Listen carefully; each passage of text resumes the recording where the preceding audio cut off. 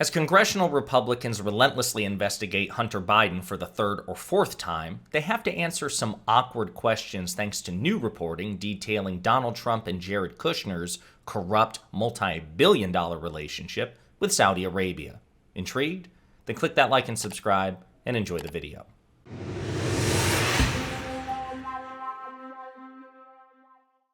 One of the many problems hobbling the Democratic Party and the progressive movement here in the United States is the American public's short-term memory.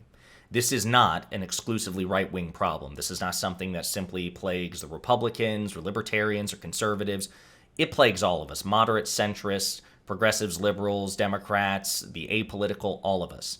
And I'm pretty sure there's neurological studies to prove that, thanks to the internet, thanks to smartphones, thanks to, TikTok, whatever it is, our collective consciousness, our memory is extremely short. We have like a collective ADD, and we tend to compress all kinds of things in terms of the past. So it's part of the reason why not just right-wing media, but even like centrist media like CNN, the New York Times, the Washington Post, or whatever, why they will disproportionately fixate on something from the Biden administration or the Democratic Party and give it almost comparable weight to 2, 3, 4, 5, or 6, or 7, or 10, or 20 comparable transgressions from the Republican Party or Donald Trump. That's why you hear so many people so easily say, Trump, Biden, they're corrupt, they're old, they're basically the same. Maybe Biden's a little bit better, but like you hear that a lot, even from people who are not like strident right-wingers, right? But it's because of that short-term memory problem. Like even me, somebody who, is a politics geek, somebody who, who's just traffics in this, who's like inundated in political news and political theory and all these things, it's pretty hard in terms of quick recall to remember the countless acts of corruption and incompetence and conflicts of interest from the Trump administration. Thank God there are like databases, like publicly accessible databases like the Citizens for Responsibility and Ethics in Washington, CREW. They keep a running tabulation, and it's bipartisan. They do it with Democrats too, because of course Democrats are not perfect. They are not saint-like. There are corrupt Democrats, but they keep constant track of the all these issues, right? I think by one count, the last time that they updated the database with Donald Trump, it was right before he left office or right after. There were like 4,000 documented conflicts of interest with Donald Trump.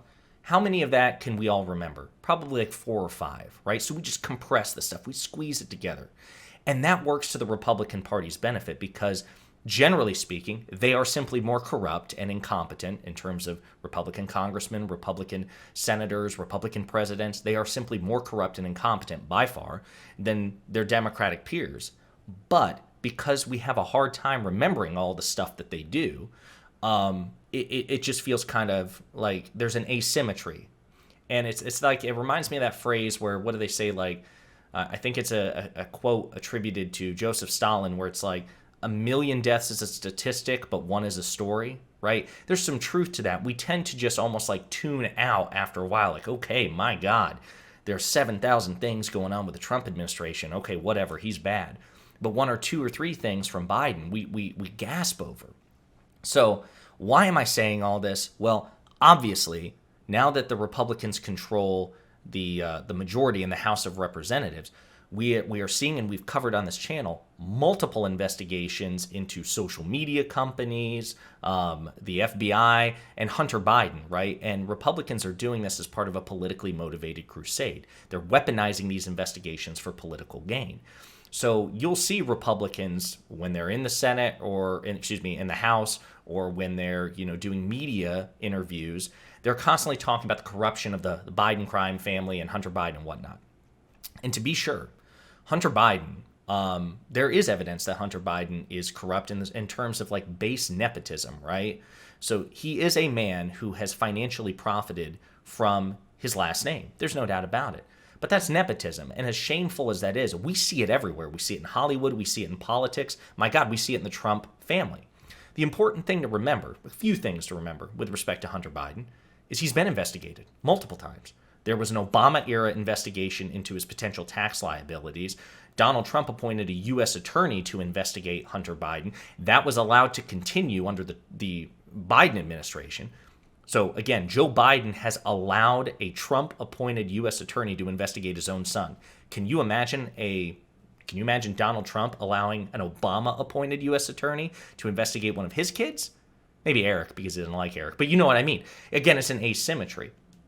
And Hunter Biden was also investigated by a Republican Senate into his, foreign relations, and they could find no evidence of a crime.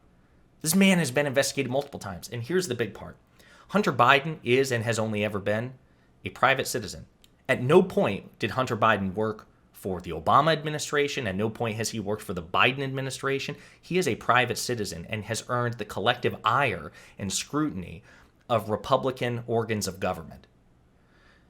That scrutiny should be held to former government officials, right? We used to have this, this sentiment in the United States, which is when you hold power, there's a greater level of scrutiny that goes with it.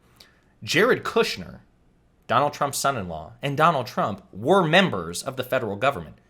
They ceased to be private citizens from January 2017 until January 2021. They were members of the United States federal government. Donald Trump was the sitting president of the United States, and Jared Kushner was a White House advisor. It wasn't just Trump's son-in-law. He worked for the White House. He had a security clearance. He was given a portfolio of responsibilities.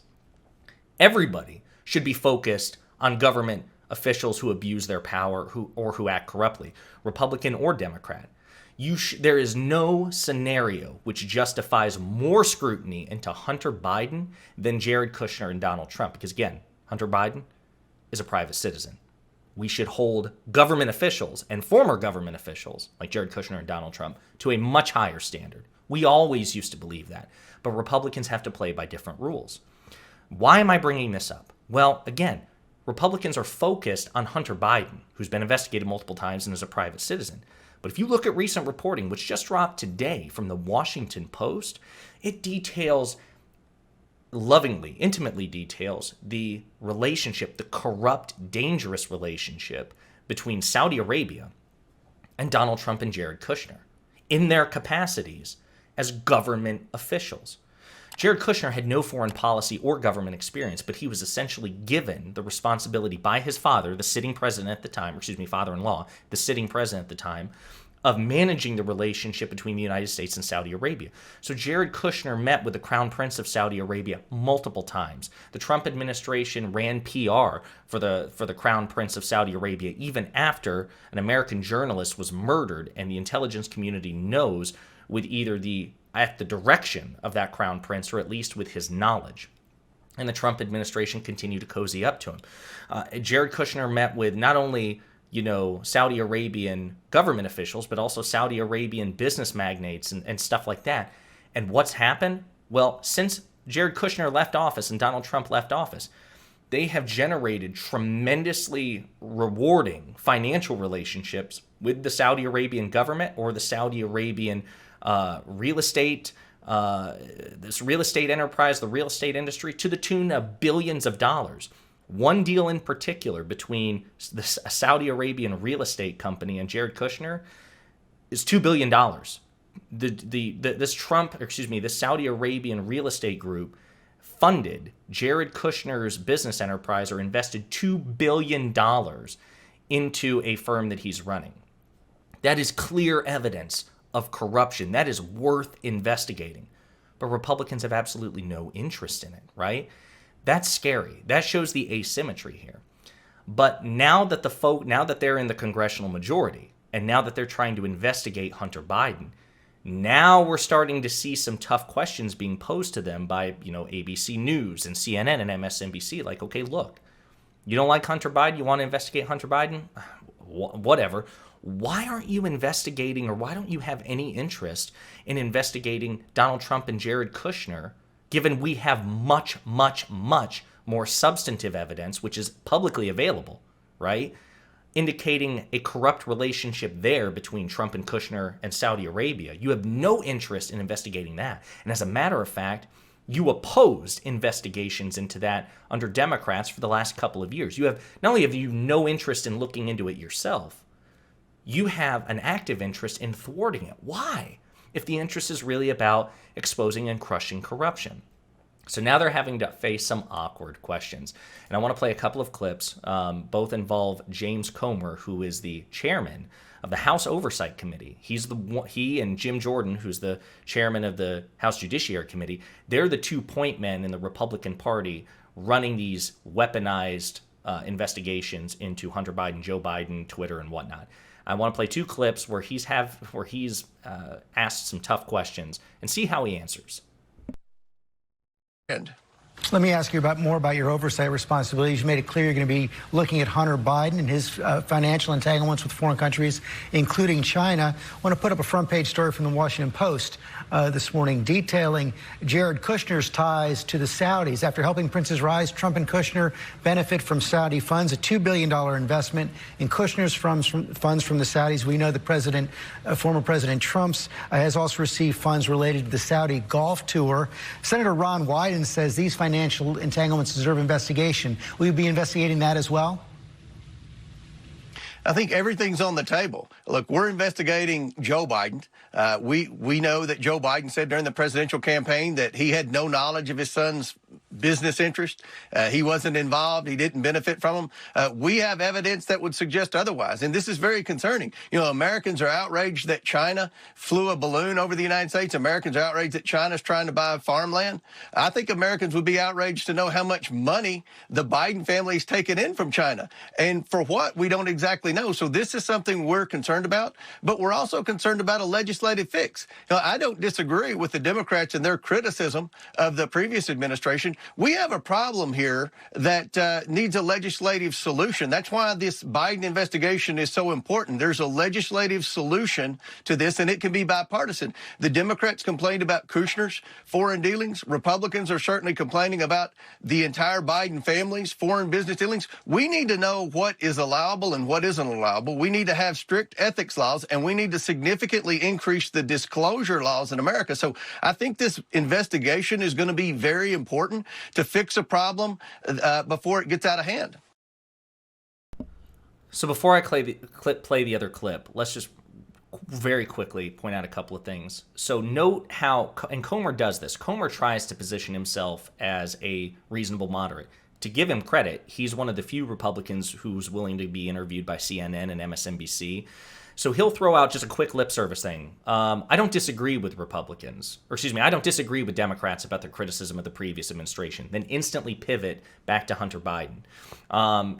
He'll say things like, when asked directly, so will you investigate Donald Trump or Jared Kushner? Well, everything's on the table, but we're investigating, instantly pivot back to Hunter Biden. So he'll pay lip service, but this man has absolutely no interest in investigating or allowing investigations into Donald Trump and Jared Kushner, especially since Donald Trump is still the head of the Republican Party, number one, and number two, running for president in 2024. So again, just the quick pivots, like the I'll throw you a lip service, but their actions show something very different. They opposed attempts by Democrats to investigate Jared Kushner and Donald Trump. They never initiated it themselves. They never called for it. They don't care. They just don't care.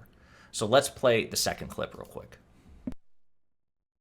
The Democrats complained about the Trump administration, but obviously we're complaining about the Biden administration. The difference between Jared Kushner and Hunter Biden is that Jared Kushner actually sat down and was interviewed. He was interviewed by investigators, so he's already been investigated. Thus far, Hunter Biden's attorneys, the president's attorneys, the president's White House, they're doing everything they can to block our investigation. Hopefully, the Biden family will be as cooperative as Jared Kushner with our investigation as they were with the January 6th investigation and all the other investigations of the Trump administration. So I think this is a problem. I think that there can be a bipartisan legislative solution, but we can't get to that point until we know the extent of what the Biden family influence peddling involved, especially with respect to communist China.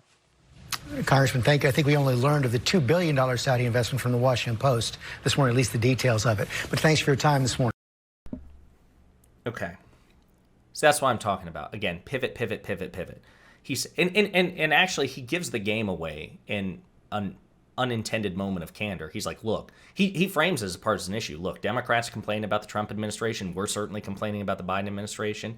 But the fact of the matter is, Democrats are justified, correctly, logically justified, to be more focused on Trump and Jared Kushner than Republicans are for Hunter Biden, for the reasons I already gave before I played these clips, okay?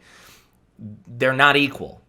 Not only are they not being treated equally, the one who is by far of lesser importance, Hunter Biden, is being treated worse, is being given more scrutiny than the thing that's the actual problem. It is the political equivalent of stepping over a dollar for the sake of a nickel. Hey you! Thanks for watching.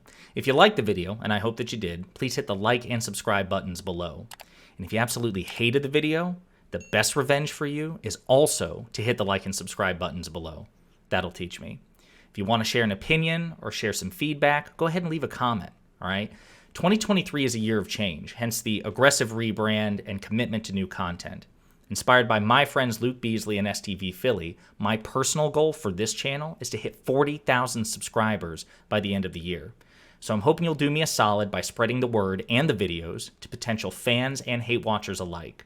And in the meantime, we'll be pondering politics again with you very soon.